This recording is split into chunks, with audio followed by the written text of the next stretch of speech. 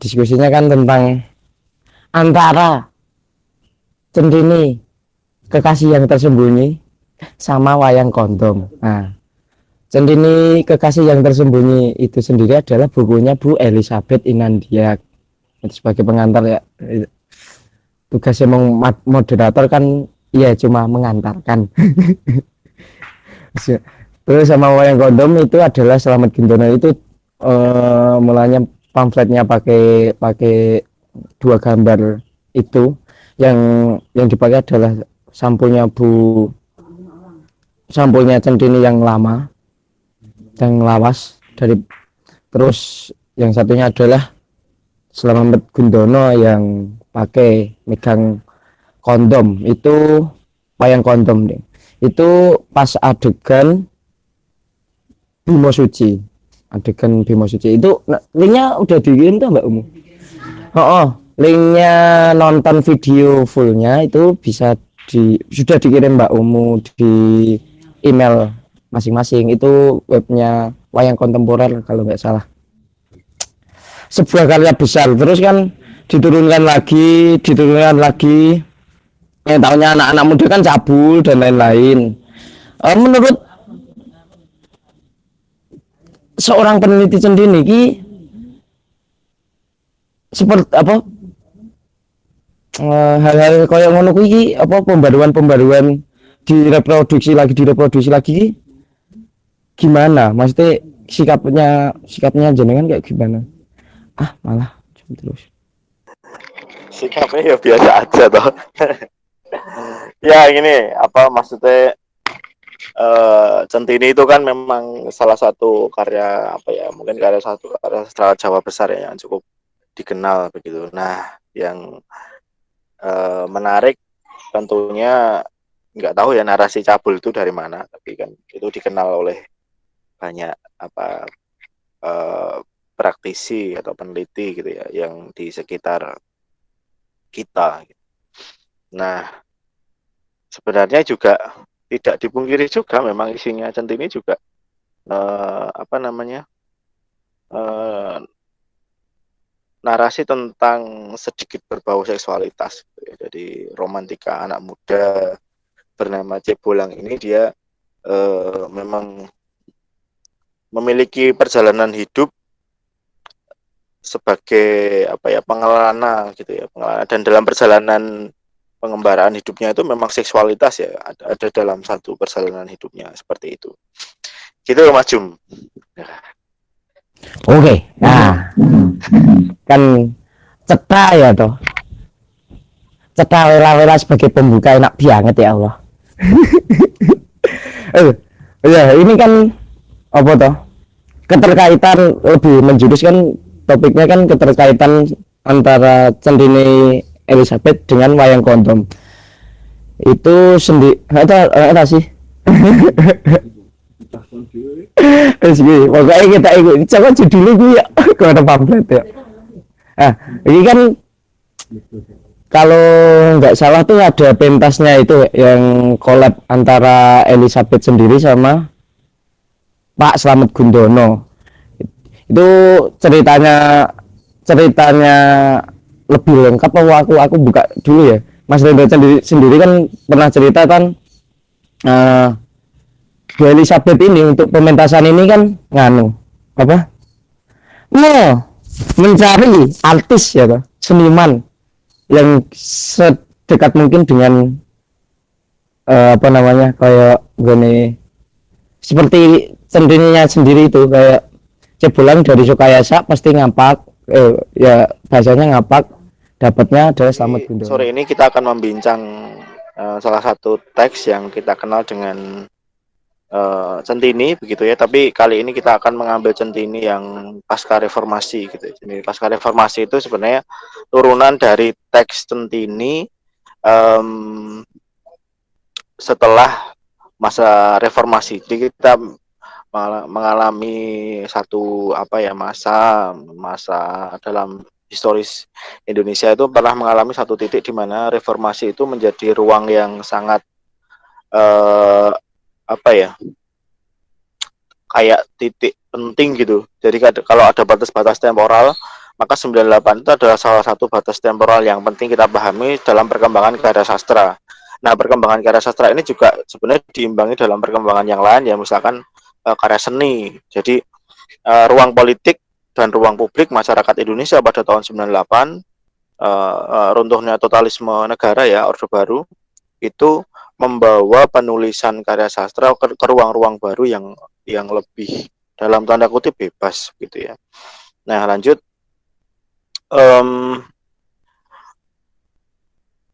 Jadi kalau kita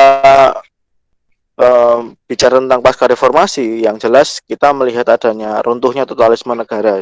Pada kita tahu era Soeharto itu negara Indonesia dalam apa ya, sistem militeristik yang kuat ya, totalisme negara sangat kuat di situ, dan semuanya diatur sampai ke ranah karya sastra gitu ya. Jadi kalau teman-teman ingat ada beberapa standarisasi sastra yang dimotori tentunya oleh beberapa orang saja gitu. Misalkan kita bisa melacaknya karya sastra yang bagus dinilai masuk di majalah Horizon misalkan dan lain-lain. Jadi itu juga yang memangkas karya sastra pinggir-pinggir ini tidak mendapat tempat gitu.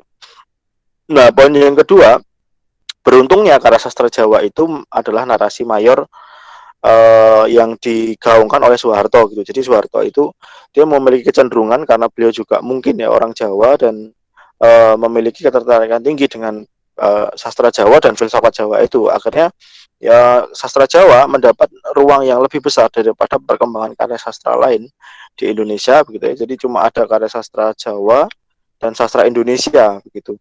Nah, sastra yang lain saya pikir sastra Sunda, Melayu itu memiliki apa ya, ruang yang lebih kecil. Ini terbukti dengan berbagai macam penerbitan yang bisa kita lacak um, di berbagai apa ya, terbitan pemerintah gitu ya, di Kementerian Pendidikan, kemudian program-program yang dilaksanakan kampus-kampus itu selalu terkait dengan sastra Jawa gitu. Nah, tetapi ketika ketika pasca reformasi orang itu bebas nulis gitu. Jadi wacana yang ditulis itu bebas, kemudian orang mau nulis apa aja dipersilahkan, dan akhirnya ini juga yang menghadirkan sastra-sastra pinggiran ya yang bersifat perifetik, kemudian itu ke tengah gitu ya, kembali ke tengah percaturan karya sastra yang atau dalam meta narasi ya, dalam narasi besar dalam kesusastraan di Indonesia begitu. Nah, ada salah satu karya sastra yang cukup dikenal oleh masyarakat Jawa dan Indonesia adalah Centini gitu ya. Jadi Centini itu adalah karya sastra yang runutannya sangat panjang dari masa Cirebon ya. Saya ada bagannya, bagan tentang Centini yang teman-teman bisa saksikan. Itu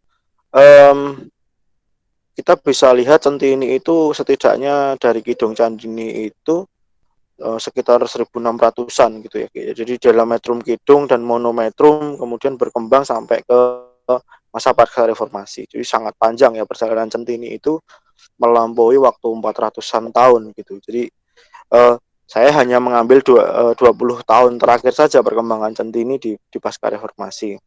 Nah, dalam pasca reformasi itu ada satu teks yang cukup menarik ya. Kenapa tiba-tiba pada pasca reformasi Centini itu begitu banyak digandrungi begitu oleh teman-teman sastrawan modern gitu. Sebenarnya ada apa setelah 98 kok Centini diminati lagi gitu, ditulis lagi, ada apa, penyaduran, ada penerjemahan, ada yang kita soroti sore ini adalah alih wahana gitu. Jadi alih wahana itu salah satu profesor yang cukup intens ya dalam mengungkapkan alih wahana itu tentunya Sampadi Djoko Damono ya. Walaupun sebenarnya ada beberapa peneliti sebelumnya tentang misalkan keterkaitan intertekstualitas dalam wahana kesusastraan itu dalam karya seni yang lain. Jadi dalam intertekstualitas itu maka lahirlah penerimaan, penolakan, penggubahan dan peniadaan gitu. Jadi ada 4 fungsi intertekstualitas di mana karya sastra itu ditangkap, ada yang menerima, ada yang mengubahnya, ada yang menolak, dan ada yang menghilangkannya. Nah, itu sebenarnya poin dasar dalam perkembangan berikutnya kayak dalam alih wahana. Jadi alih wahana itu tentunya tidak akan sama seperti misalkan karya sastra Centini Kadipaten ke dalam Centini Elizabeth Inandiak itu jelas berbeda. Jadi Centini Elizabeth Inandiak Centininya Slamet Gundono dalam hal ini sore ini tentang wayang kondom itu juga ruang yang sangat berbeda begitu. Jadi wayang kondom ini dan Centini Elizabeth Inandiak ini adalah salah satu prototipe ya. Sebenarnya ada beberapa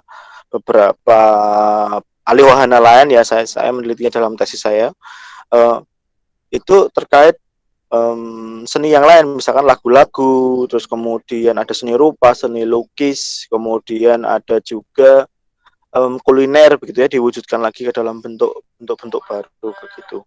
Nah, sebenarnya pertarungan ini tidak lepas dari pertarungan estetika gitu. Jadi kita berbicara tentang keindahan itu. Jadi ada sebuah karya kemudian dilihat, ditonton, diraba, diterawang ya kayak duit itu. Itu sebenarnya goal akhirnya adalah pertarungan estetika gitu. Jadi beradu indah. Nah, keindahan itu sebenarnya adalah pertarungan perebutan wacana begitu. Jadi pertarungan perebutan wacana mulai dari lokalitas, kemudian hibriditas gitu ya. Kemudian liberalisasi, banalitas dan lain-lain. Nah, jadi pertarungan pasca reformasi itu tidak lepas dari empat hal itu. Jadi itu yang membuat kita pahami ya. Lanjut itu pertarungan estetika itu menjadi ruang penting ya. Kalau kita melihat karya sastra pasca Centini itu kita akan melihat pertarungan ini. Jadi lokalitas dan nasionalitas terus dan internasionalitas gitu, misalkan hibriditas, orang yang berbicara tentang keaslian dan berbicara tentang ketidakaslian, berbicara dengan campuran. Kemudian liberalisasi, misalkan bagaimana orang seni untuk seni atau seni untuk komersial dan lain-lain. Kemudian banalitas, jadi seni biarlah seni saja begitu. Jadi orang membincangkan karya sastra, seni itu sebagai ruang yang ya apa namanya, ya dianggap sebagai sebuah karya yang banal, yang biasa aja kita butuhkan, kita nikmati gitu. Nah, itu karya-karya yang saya amati di pasca reformasi. Setidaknya ada 4 pertarungan itu.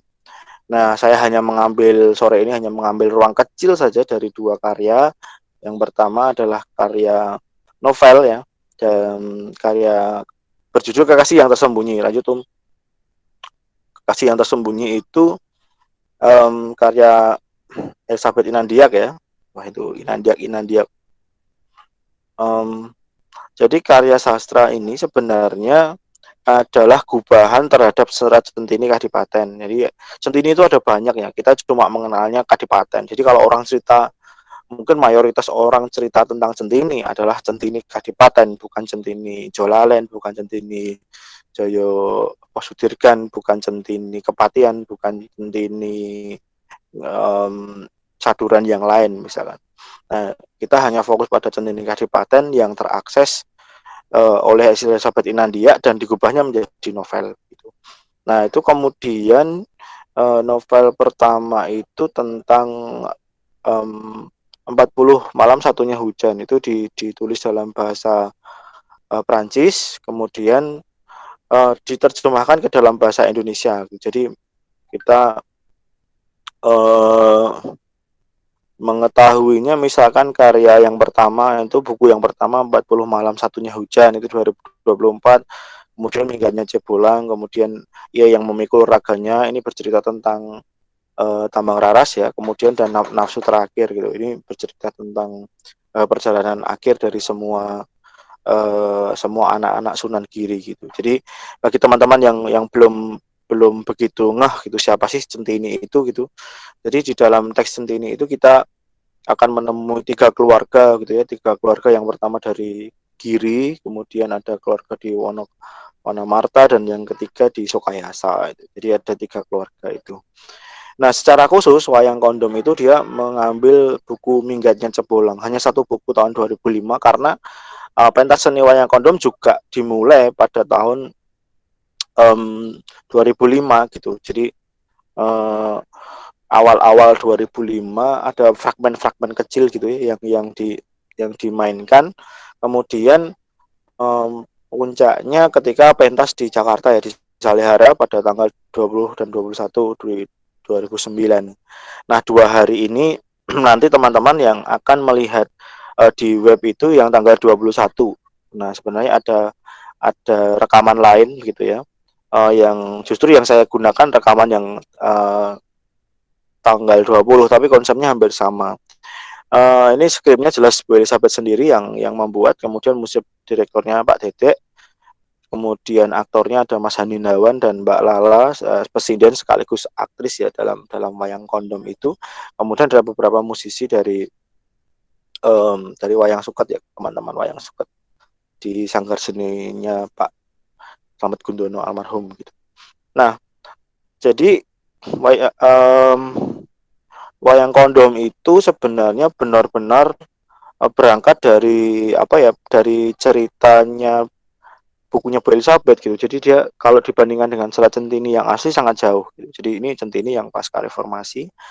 Kemudian um, setidaknya saya cuma ngambil ini ya poin-poin pentingnya gitu. Jadi ada dalam satu rangkaian minggatnya Cebolang itu eh, poin yang sebenarnya itu utuh menceritakan Cebolang. Dia tidak menceritakan keluarga Giri dan tidak menceritakan keluarga Wana Marta. Dia hanya mengambil satu tokoh dalam Selat Centini itu si Cebolang ini.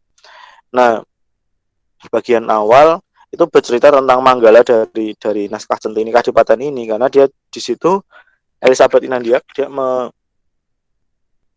ini ya menegaskan kalau uh, di situ dia menulis berbasiskan teks pada era Pakubuwono keempat gitu ya. Jadi di Manggala itu ditulis setelah Pakubuwono keempat wafat, Pangeran segera naik tahta. Nah, ini yang dimaksud tentunya adalah Amangkunegaara ketiga yang kemudian menjadi Pakubuwono kelima. Segera naik tahta dan dijemput malaikat Raja Singa dan seterusnya ya. Nah, itu pada bagian awal yang menarik ini, jadi praktis dari teks ini kita bisa melihat bahwa wayang kondom berangkat dari teksnya Elizabeth Inandiak, dan teks Elizabeth Inandiak itu digunakan oleh Slamet Gundono untuk penyusunan wayang kondom. Lanjut, tuh gambar pentasnya nanti teman-teman bisa menikmati. Sebenarnya saya pengen kemarin teman-teman ini ya menikmatinya kemarin, jadi diskusinya lebih ramai gitu ya. Terus kemudian lanjut setelah Manggala dalam wayang kondom itu dia mengambil setting Sokayasa. Sokayasa itu tempatnya masih ini ya, masih tentatif gitu. Apakah Sokayasa ada di Banyumas atau Sokayasa yang ada di Banjarnegara? Ini ada dua Sokayasa, dan Banjarnegara dan Banyumas itu adalah satu daerah yang cukup lama ya dikenal sebagai apa ya, pusat pengetahuan tentunya keislaman.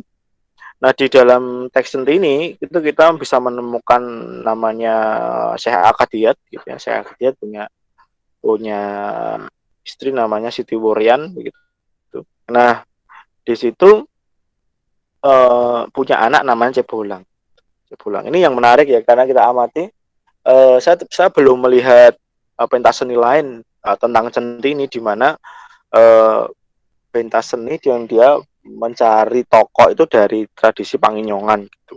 Karena dia memposisikan ya Cebolang itu orang Panginyongan, orang-orang Banyumasan gitu yang sehari-harinya menggunakan bahasa Panginyongan. Makanya dalam wayang kondom itu Cebolang Elizabeth mengambil Slamet Gundono gitu ya, sebagai ruang yang merepresentasikan Cebolang gitu sebagai santri dari Wanaya Sokayasa gitu. Nah, di situ kemudian Cebolang ini minggat ya, jadi sebagai anak kiai, dan settingnya saat Idul Adha. Gitu. Nah, di situ Idul Adha itu setting yang diambil tentunya tentang ini ya, penyembelihan anak Ibrahim gitu ya, dan Ismail.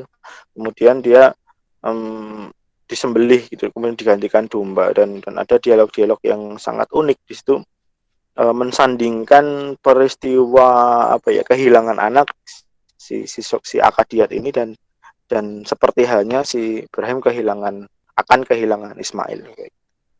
Nah, kemudian perjalanan berikutnya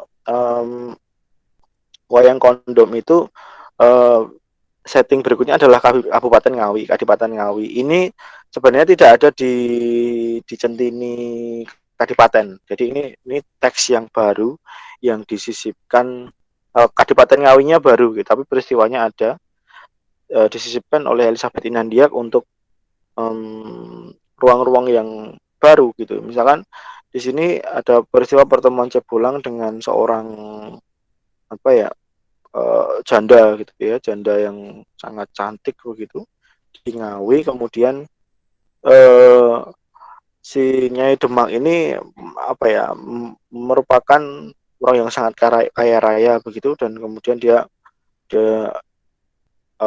bercerita tentang Loro Blonyo sebenarnya. Jadi Loro Blonyo adalah dua patung yang biasa diletakkan di pasren. Pasren itu sentong tengah ya. Kalau di keraton kita nyebutnya pasren, dan kalau di kampung gitu, di rumah-rumah limasan Jawa kita nyebutnya sentong tengah. Nah, sentong tengah ini sebenarnya eh, apa ya struktur rumah gitu ya. Dalam struktur rumah Jawa, sentong tengah ini digunakan untuk bersetubuh gitu ya, untuk ritual dia membuahi istrinya begitu. Nah, di situ Cebolang bersamanya Demang itu melakukan persetubuhan gitu. Nah, dan kemudian Nyai Demang meninggalkan Ngawi, dan Cebolang dibiarkan menempati tempat itu dan berkeliling di sekitar Ngawi. Kemudian setelah itu si Cebolang dia berjalan-jalan gitu ya di sekitar rumah si Demang. Itu ada dia bertemu seorang dalang, dan dalangnya bernama Panjang Mas. Nah, dalang Panjang Mas ini dalang yang cukup dikenal ya dalam tradisi Jawa, karena dia dianggap salah satu sebagai patron dalang gitu, di Jawa Mataraman. Karena dalam historis Panjang Mas ini berangkat dari Kedu ya, tapi dalam setting wayang kondom ini Panjang Mas ada di Ngawi gitu.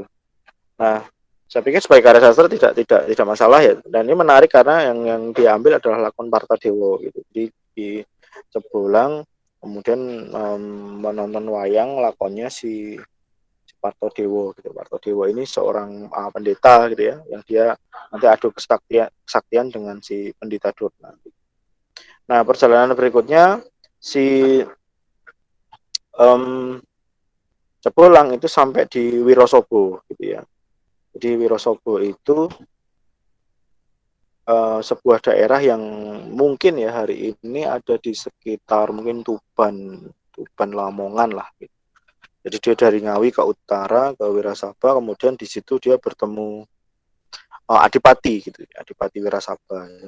Nah, Wirasaba juga ini ya, juga daerah yang sangat terkenal gitu dalam beberapa teks Jawa, mulai dari Sultan Agungan sampai dia dengan masa-masa Surakarta, itu kita bisa menemukan Wirasaba ini gitu.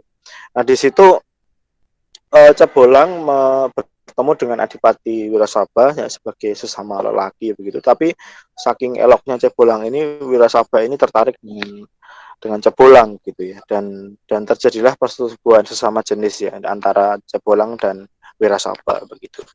Nah, seperti apa di situ dikisahkan sang Adipati terguna-guna, lupa kalau dia pria gitu, merasa jadi wanita dan seterusnya. Lanjut.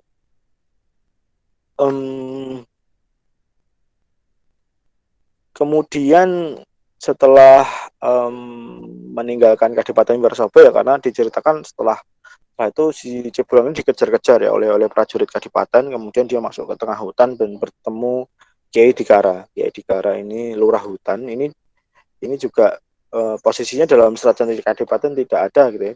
Kemudian di situ dia bercerita tentang Nabi Daud dan lain-lain. Kemudian apa ya tentang tentang Nabi Daud yang dia pandai sekali membuat musik begitu. Nah, sebenarnya ini juga nukilan dari Serat Centini Kadipaten ya. Yang Centini Kadipaten tentu berangkat dari Centini Jolalen, di mana Centini Jolalen adalah salah satu centini dalam masa besar Centini, di mana Centini itu mendapatkan masukan dari tafsir Al-Quran Al-Jalalain gitu. Jadi Tafsir Al-Jalalain itu sangat kuat sih dalam pembuatan Centini Jolalain dan Centini Kadipaten. Nah di situ akhirnya apa namanya eh, kejenuhan tentang apa ya seksualitas yang dialami oleh si Cepulang ini sampailah pada titik puncaknya begitu ya. Jadi akhirnya dia bertemu Dikara, kemudian dia diberi uh, terbang gitu ya, diberi terbang atau apa ya, rebana gitu ya, di mana dia kemudian ada ilmu-ilmu yang disampaikan oleh Ki Dikara tentang terbang itu sendiri. Terbang itu Ki Dikara mengatakan bahwa terbang itu suaranya satu benda, suaranya beda-beda tapi sama gitu ya. Itu seperti Islam gitu. Jadi Islam itu seperti seolah-olah beda tetapi sebenarnya esensinya sama. Nah, itu yang menarik ya. Kemudian dalam adegan terbang ini, permainan terbang ini, Cebolang memasukkan serat Kalatida ya dalam pentas wayang kondom itu. Jadi Amenangi Zaman Edan itu, Ewoyo Ing Pambudi dan seterusnya dimasukkan dalam pagelaran wayang kondom. Yang faktanya, fakta realitasnya itu berketerbalikan. Sebenarnya Serat Kalatidolah yang berangkat dari Centini gitu, bukan Centini dalam wayang kondom ini dibalik. Jadi wayang kondom Centini ini atau si yang berangkat dari novelnya Elizabeth Inandiak itu justru mengambil dari Kalatida kemudian dimasukkan dalam pagelaran. Sedangkan pada fakta historisnya Serat Kalatido berangkat dari Sekar Pocong dalam salah satu podo dalam satu bait di dalam Serat Centini begitu. Nah itu digubah oleh Ronggo Warsito menjadi Serat Kalatido. Nah kemudian dilanjutkan dengan cerita wayang ya. Jadi sebenarnya Centini itu benar-benar kompendium naskah gitu ya. Jadi kumpulan pengetahuan tentunya tentang wayang ya. Di situ si Cebolang menonton wayang ya tentang Kumbayana gitu. Kumbayana itu Durna ya, Durna muda begitu ya, Durna muda yang dia menyeberangi laut, kemudian dia menikahi istrinya begitu ya, istrinya yang berwujud kuda. Jadi sebenarnya esensial dari fragmen ini dihadirkan tentunya terkait dengan bestiality gitu ya, tentang bagaimana ada fakta kebudayaan Jawa di mana ada orang yang apa ya, menyetubuhi hewan dan praktek itu sebenarnya ada juga ya di beberapa penelitian lain, misalkan penelitian Salvia Rahmawati tentang bestiality dalam Serat Norosawan misalkan, karya kumpulan naskahnya Kunz kan. Bukan Kunz, Munz gitu. Jadi cerita itu juga dihadirkan ya dalam Serat Centini dan dalam wayang kondom ini. Nah kemudian lanjut lagi, berikutnya perjalanan si Cebolang itu sampai di Kadipaten Juruk di tepi Bengawan Solo gitu ya. Nah ini juga baru, Kadipaten Juruk ini apa ya, sebuah gubahan baru oleh Elizabeth Inandia karena ini tidak ada di dalam Serat Centini Kadipaten begitu. Nah jadi perjalanan Cebolang sampai di Kadipaten Juruk itu sebenarnya gubahan yang baru gitu ya, gubahan yang baru dari settingnya si Elizabeth Inandiak ini sendiri, dan ini diambil kemudian di dalam wayang kondom gitu.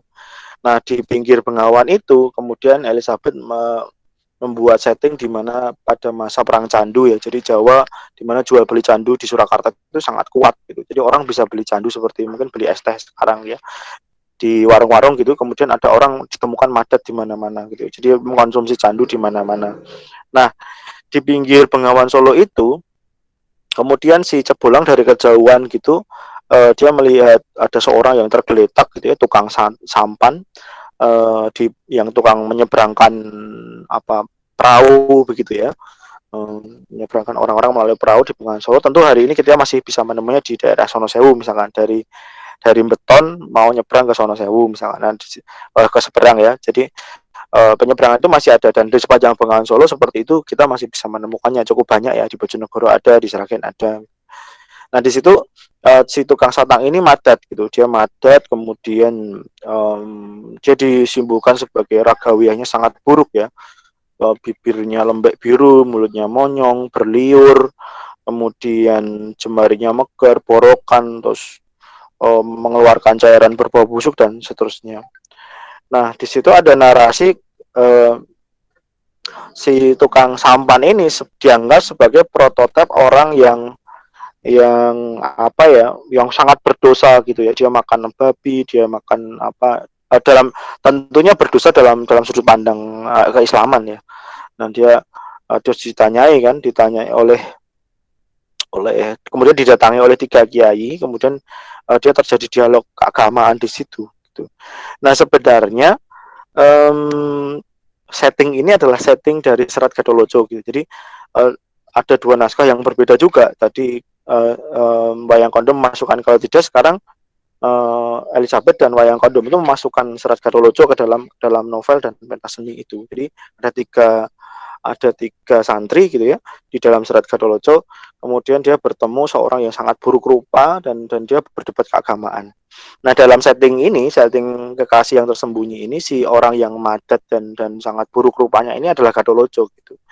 Jadi jadi setiap bulan dari jauh melihat perdebatan 3 orang santri ini dengan Gatholoco, yang dalam hal ini Gatholoco itu tukang menyeberangkan satang ya, tukang satang gitu, tukang menyeberangkan orang lewat perahu di Bengawan Solo gitu. Nah, lanjut ya. Nah, ini ada yang menarik ya, bagaimana pertarungan itu benar-benar mengambil bagian dari Gatholoco. Misalkan, agamamu apa? Kemudian dia menjawab, agamaku Trirasa. Agamaku adalah raga, ucap, dan kalbu. Bagaimana doamu? Doaku adalah nafas. Tiap nafas adalah sujud. Tiap sujud adalah bentuk kesadaran penghormatan kepada Tuhan dan seterusnya. Nah, ini menarik ya. Jadi Cebulang ini kemudian menemukan bagaimana kesadaran diri sebenarnya yang Dabuang Poet ini. Jadi ada orang yang melakukan perjalanan spiritual melalui sesuatu yang sangat buruk, tetapi dia orang yang sangat paham tentang spiritualitas gitu.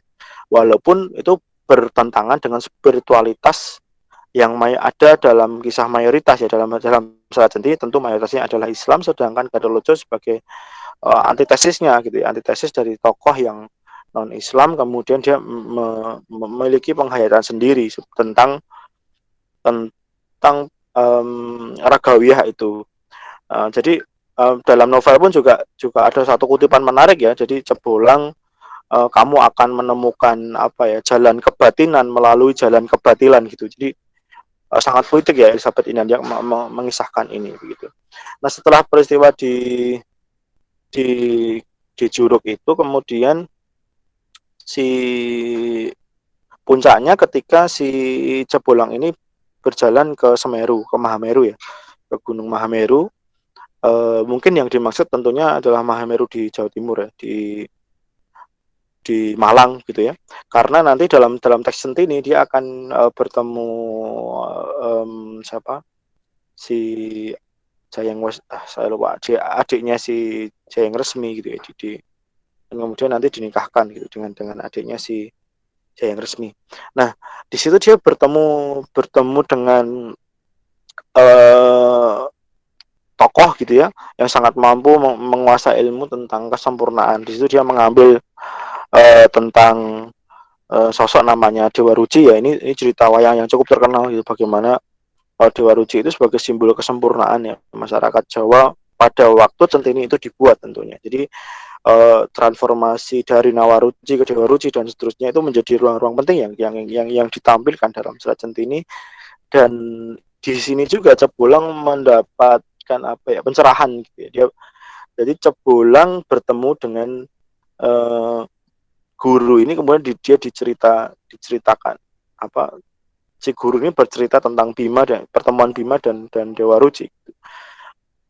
Nah, ini menarik karena di situ kemudian ada pengajaran ya tentang Dewa Ruci, tentang Pancawarna dan lain-lain. Peristiwa Bratasena yang diwejang oleh Dewa Ruci ya, dan diterangkan yang dia masuk lewat telinga, kemudian masuk ke dalam semestanya Dewa Ruci begitu. Nah sebenarnya ini sangat sangat unik ya dalam hal spiritualitas karena semesta dalam dalam konsep Hindu, terutama Hindu Siwa gitu. Tentang konsep Siwa, semesta itu ada di mulutnya Siwa ya, terus kemudian dalam konsep Kala juga seperti itu. Jadi sebagai semesta dunia itu ada di dalam mulut seperti itu. Nah, Dewa Ruci dia masuk ke dalam telinga, kemudian masuk dalam dalam ruang yang sangat semesta yang sangat besar. Lanjut. Nah, saat mencapai puncaknya gitu ya, puncaknya dia mencapai pencerahan, dan setelah mendapat pencerahan itu Cebulang ini pulang gitu. Dia pulang kembali ke Sokayasa, kemudian settingnya itu ini ya, malam takbiran gitu ya. Jadi sebelum takbiran, jadi masih bulan puasa ya, seperti seperti sekarang begitu. Cebulang itu pulang ke rumah, pulang ke Sukayasa, kemudian dia mengenakan pakaian catur warnanya, karena setelah dia bertemu Danardana di Mahameru, dia berhak memakai catur warna. Nah, sebenarnya tradisi pakaian catur warna ini kita bisa temukan dalam dalam dukun-dukun yang ada di tradisi Tengger gitu. Jadi sampai hari ini catur warna itu masih dipakai gitu dalam masyarakat pedukunan dan Hindu Hindu Tengger gitu. Ada juga ditemukan di Cibiru, misalkan di sekitar Rancakalong ya, di Sumedang gitu, dari Unpad ke Sumedang. Nanti orang-orang yang ngibing, lurah ngibingnya, dukun ngibingnya itu dia memakai selendang berwarna empat warna gitu. Jadi tentang catur warna ini juga juga terkait dengan sebenarnya dalam konsep Hindu kemudian ditransformasikan dalam konsep Islam ya. Jadi bagaimana empat nafsu itu disimbolkan dalam berbagai warna juga. Nah, dia kembali ke Kosokoyasa, kemudian bertemu dengan ayahnya. Nah, setelah bertemu ayahnya ini merupakan apa ya? Saya pikir puncak gitu ya. Jadi dia puncak bertemu Akadiat, kemudian um, Syekh Akadiat ini apa ya? Melihat Cebulang gitu. Terus aku melihat caturwana yang sepertinya engkau telah diwejang oleh ilmu suci gitu. Lepaskanlah pakaian itu sebelum engkau ternoda dengan rasa bangga. Jadi coba kamu belajar ilmu yang lain, ilmu yang paling mendasar yang mengantarmu ke dalam ke semuanya, begitu, ilmu-ilmu yang lainnya. Jadi terus kemudian Jabolang bertanya, ayahanda, ilmu apa itu? Terus si Syekh Hakadir menjawabnya dengan cinta. Nah, kemudian wayang kondom berhenti sampai di situ. Gitu. Jadi pertemuan kembali si apa si Cebulang dengan Syekh Hakadir itu mengakhiri wayang kondom itu. Nah, sebenarnya di semua wayang kondom ini jadi ada dia balungan itu dia menggunakan novelnya Elizabeth Inandiak, tetapi dalam dalam perkembangannya itu dia menggunakan teks-teks yang lain dan gojekan-gojekan, bahkan apa ya, narasi-narasi yang sederhana gitu dari kehidupan sehari-hari dalam masyarakat Jawa digunakan untuk membangun apa ya, ya seni ya, membangun seni pertunjukan yang enak dinikmati, dan itu luar biasa. Nah, lanjut. Nah, secara saya akan kembali agak serius gitu ya di dalam ruang-ruang yang lebih ilmiah gitu, ngilmiah. Jadi standar estetikanya berubah gitu ketika ketika kita amati dari Centini Kadipaten ke Centini novel, terus kemudian ke Centini yang dalam pagelaran, itu ada bentuk estetika yang berubah, di mana di balik stigma porno itu sebenarnya ada ruang-ruang yang bertarung gitu, kapital, kemudian ada ruang seni, dari balik kapital itu juga tentunya ada wacana yang di, di dinaikkan begitu ya, kemudian pertarungan antara penerbit dan lain-lain. Nah, selain itu yang saya amati ketika ketika orang-orang yang di masa-masa ini, masa-masa pasca reformasi itu, ada beberapa hal yang menjadi apa ya, tandingan gitu, wacana tandingan pernah diungkapkan Pak Ahmad Kojim dalam sebuah pidatonya begitu. Dia bilang bahwa saya tidak yakin setelah keluar dari Leiden orang tahu isinya Jawa gitu, seolah-olah dia membela dimanipulasi pikiran Barat dan lain-lain. Dia langsung menyebut Elizabeth Inandia orang yang tidak paham Jawa dan lain-lain. Jadi ada semacam ketidakterimaan gitu ya. Ada penulis lokal Jawa yang tidak terima kalau Elizabeth, kenapa sih Centini selalu Elizabeth Inandia, dan itu ruangan yang menarik untuk diperhatikan. Kemudian lanjut.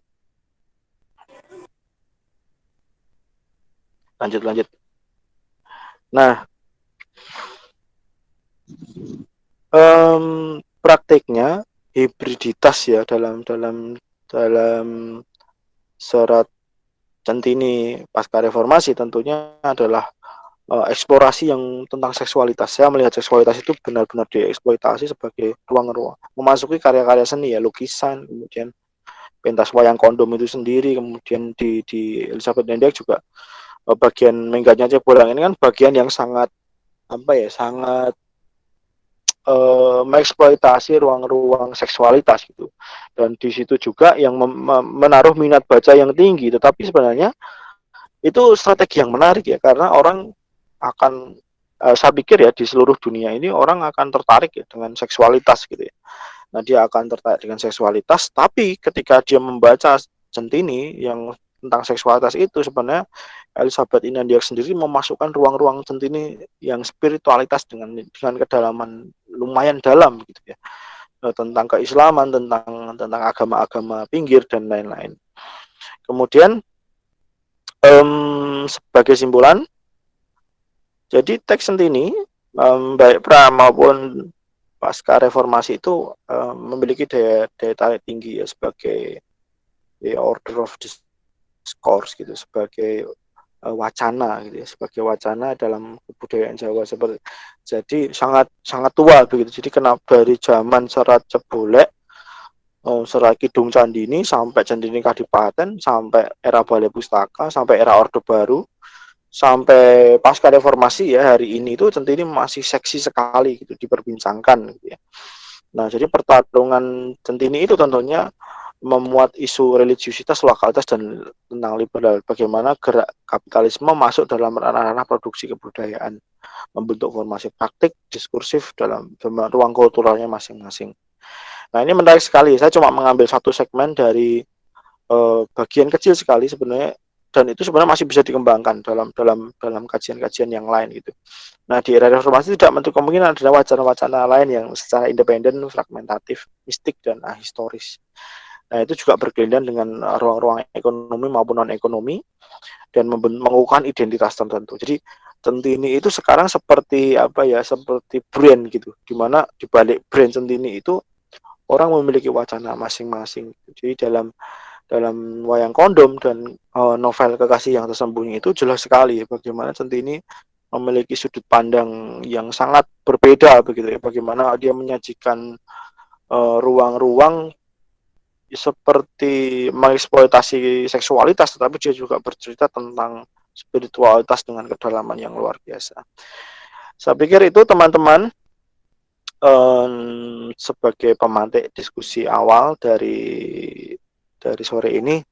Monggo boleh langsung apa namanya, mengajukan pendapat, sanggahan gitu. Kalau pertanyaan ke Pak Moderator aja. Terima kasih, saya kembalikan ke Pak Moderator.